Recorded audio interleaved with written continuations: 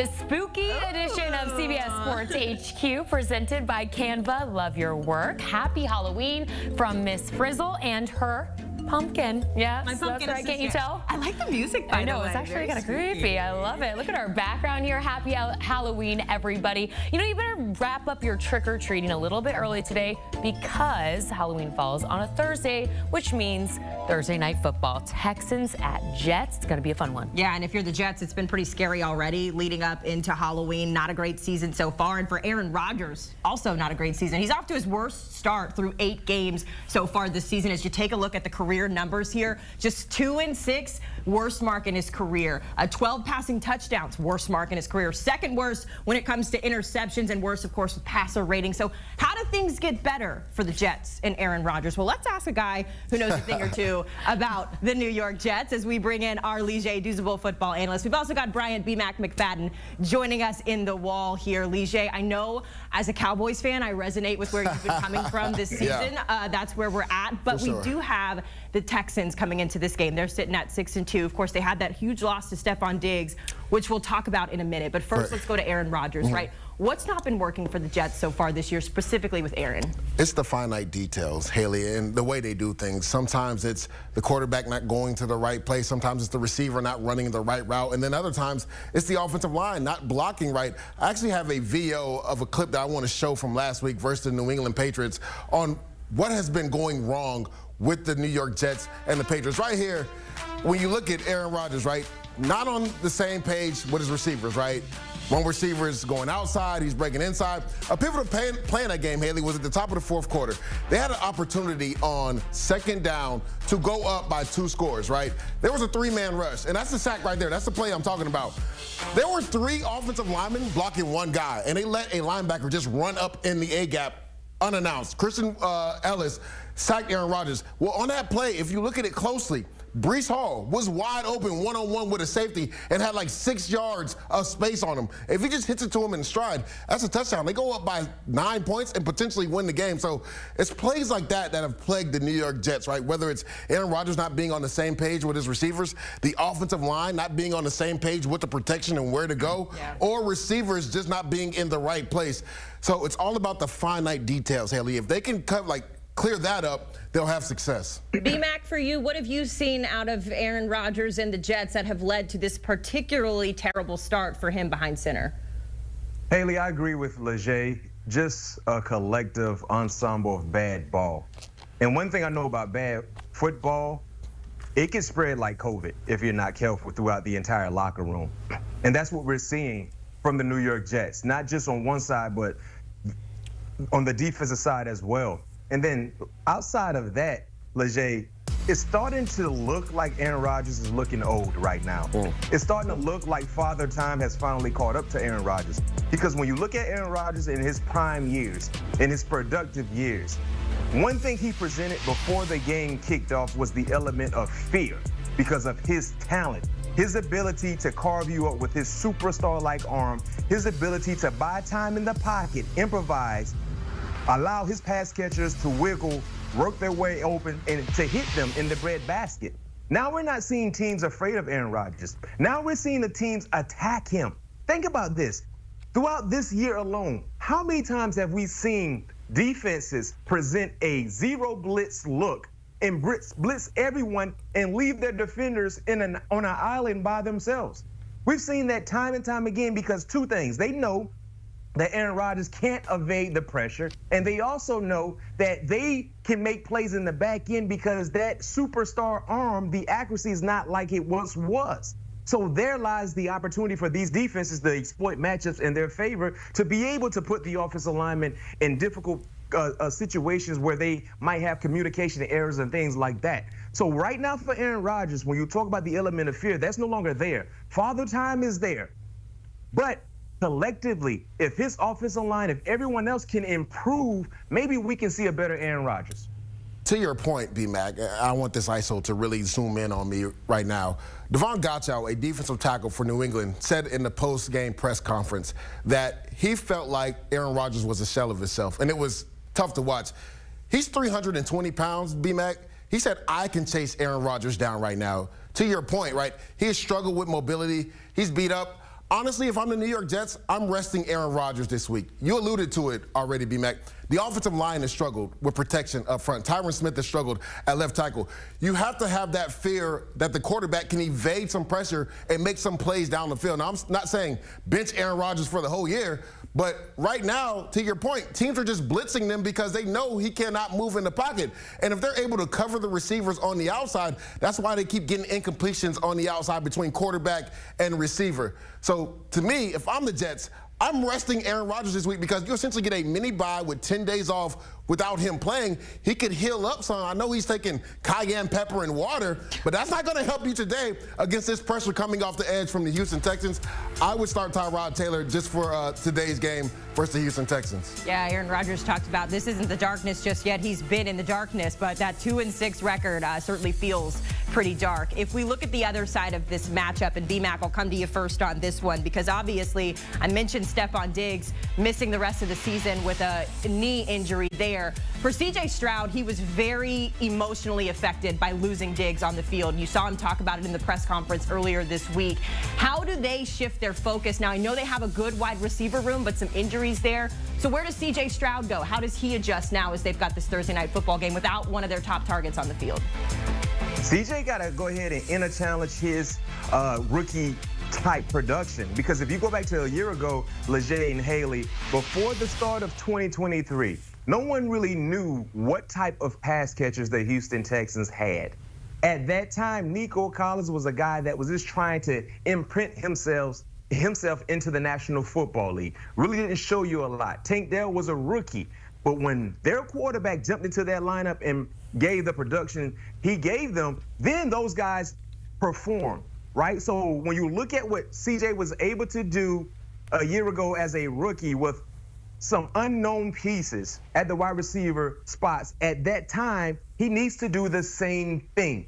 Now, unfortunately for the Houston Texans, they're going to be playing their 4th and 5th wide receivers because they're missing their 1 and 2 in Nico and Stephon Diggs, and Tank Dell with a healthy cast of wide receivers. At best, he's the number 3. Now he jumps to the number 1 role. So I look for a guy like John Mechie, right? Coming out of Alabama, a highly talented guy, had some issues health-wise that kind of prevented his ability to really progress in their system. Now it's his time to show up. Outside of that, Dalton Schultz. Dalton has to become a reliable pass catcher as well. When you look at what we're watching with the Tampa Bay Buccaneers in a similar like situation with Jay and Haley, they're missing their top 2 wide receivers. But guess who upped their ante when it came to production? Cade Otton, right? If you look at what he's done the last few weeks, he's really performed, especially in the red zone. Dalton, you got paid. It's time for you to show up because they need you in the passing game. To that point, Leger, we've been talking about the trade deadline coming up next week. Do you think the Texans have enough on this roster, or should they be looking to bring in a wide receiver like B-Mac just talked about? Well, the issue with that, Haley, everybody they may have wanted to trade for is already on another team. When you talk about DeAndre Hopkins, right, Amari Cooper, we just saw Deontay Johnson get traded to the Ravens. A guy that is out there still was his teammate, Adam Thielen, but he's still kind of banged up right now. So when you look at it, I think they're going to go with the cast they have currently, right? Nico Collins is going to eventually come back from that hamstring injury, and I couldn't agree with B-Mac more. Dalton Schultz, this is your time, right? We've seen him lose a couple targets because they brought in Stephon Diggs. He played really well in that game, especially in the second half. He was the second leading receiver for the Houston Texans. It's going to be big for him. And also, Joe Mixon out of the backfield. He's been one of the most complete backs in all of football. Look for C.J. Stroud to really lean on him.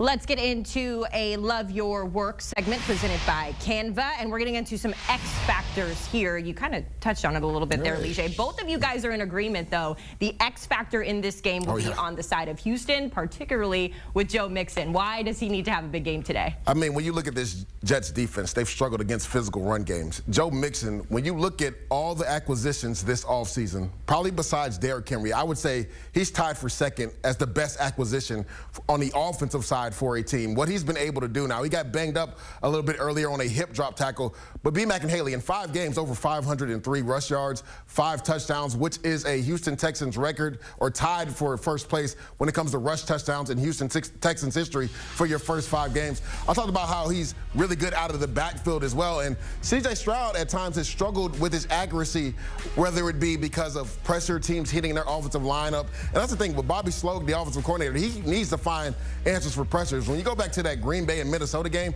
they had no answers for that, B-Mac, and they really struggled. But also, how you can help that out? Run the ball effectively. Take some of that pressure off C.J. Stroud. I think he's due for a big game today. And going forward, without Stephon Diggs, he's going to be the main key cog in that offense for them to really get going.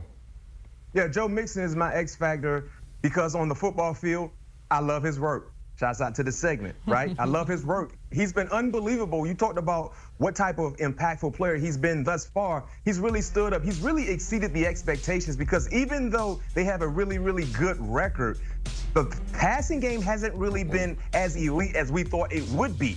But Joe Mixon has really been able to pick up some of the production missing from the passing game with his ability to run the football. Get this, he is averaging 4.9 yards per carry. That is his highest average since his second year in the National Football League. I know they feel like the shelf life for running backs is anywhere between that 6 to 7 year range, but when you look at what Joe Mixon is doing, and the same can be said for Derrick Henry. These guys are aging like fine wine. Depending on if you like red or white, it doesn't matter. They're aging like fine wine. And I don't know where the Houston Texans would be without Joe Mixon, but he has to be an X factor in tonight's matchup because you're missing your top 2 pass catchers in the offense.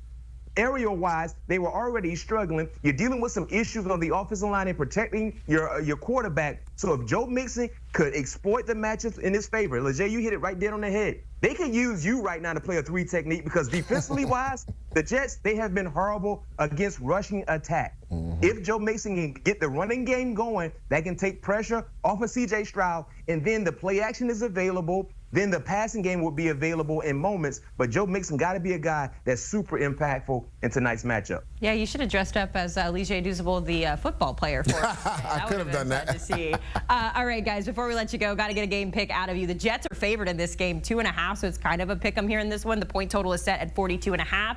I'll come to you first here, LeJay. What's your play in this game? What does Vegas know that we don't know? That's what I'm trying to. Did you hear how surprised I was when I saw it? Because we literally, me and B-Mac just broke down this game for you and how the Jets have struggled, and they haven't showed you anything on tape that is going to change your mind going forward that they could turn this thing around. Now, I know the Houston Texans are down their top 2 receivers, but to me and B-Mac's point, right, the rushing attack, the physical rush attack has really hurt this New York Jets defense.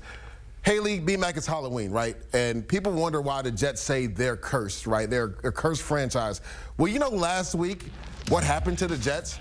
Since 1940, teams were 756-0 when they scored 20-plus points, didn't turn the ball over, right, and gave up less than 250 yards. 756-0. Wow. Now it's 756-1 because of the Jets. The Jets gave up less than 250 yards of total offense last week, didn't turn it over, and scored more than 20 points, and still found a way to lose that game versus New England Patriots. Give me C.J. Stroud and the Texans plus 2.5. C.J. Stroud in prime time is 2-0, 3 touchdowns, no interceptions. Again, until the Jets show me on tape that they're going to show something different, I'm going with the young superstar in C.J. Stroud. LeJay, you're not wrong for going with C.J. Stroud and the Houston Texans. We haven't seen anything positive for the Jets, for any of us to believe they can win this ball game or cover the spread. But I remember a week ago, as we were getting ready for the Thursday night game with the Rams, and the Rams are playing against the Minnesota Vikings. And if I recall correctly, that spread was anywhere between 2 or 2.5 in favor of the Vikings. And I was like, why is that? The Rams struggling, Minnesota playing really good football defensively. Sam Darnold has been the talk of the league, but why are they only favored by a point, 2 points? Something was up with that line. It was very, very fishy. And then look what happened. The Rams won. So now I go back to the current situation for all of us. Why in the world are the Jets favored? How? Vegas knows something. And I've been around for quite some time as a retired player to understand the lines and the ins and the outs and how they come up with these scenarios for the favorites and the underdogs. I'm going to tell you this much, Leger. I agree with you. I agree wholeheartedly with you. You're supposed to take Houston. But for me, I'm taking the Jets. I'm taking the Jets. I'm doing the total opposite because an old head told me a long, long time ago, anytime Vegas is telling you to do one thing, you got to do the opposite. That's how they get you, B-Mac. That's what he told me. And I'm going to listen to that old head. I forgot his name, and I apologize if you happen to watch me right now. But I'm taking your advice.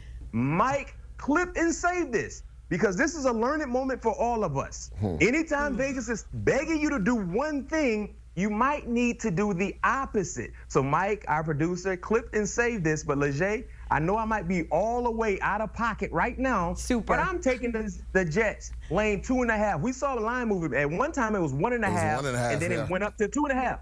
Mike texted me, say, "You sure you still want to stay with the Jets?" I said, yes. I'm doing the opposite. I'm doing the opposite. Give me the Jets, Aaron Rodgers, Breece Hall, Garrett Wilson, Devontae Adams. This Give was me an everybody. experience, B-Mac. Chad Pennington. I was like all in on the Texans, and then B-Mac hit us with the swerve there. The funny thing is he brought up the Rams game. Puka Nacua came back. Yeah. That was part of the reason. Ain't nobody coming to save the Jets. They already brought Devontae and Hassan Reddick in. Who else are they going to bring in? The Avengers? Listen, they're B-Mac. probably going to bring in Santana, Lavernius Cole, Keyshawn Johnson. New York Jet Grace. But hey, Mike, clip and say this. We're going to clip it. I'm taking the Jets. B-Mac, for your sake, I really hope that this comes true, because I just know that this is going to get replayed on HQ tomorrow at noon, whichever the reaction is. So good luck to both of you in this game tonight. The Jets again favored at 2.5. Make sure you keep it locked on CBS Sports HQ, streaming for free 24/7 for all things NFL action.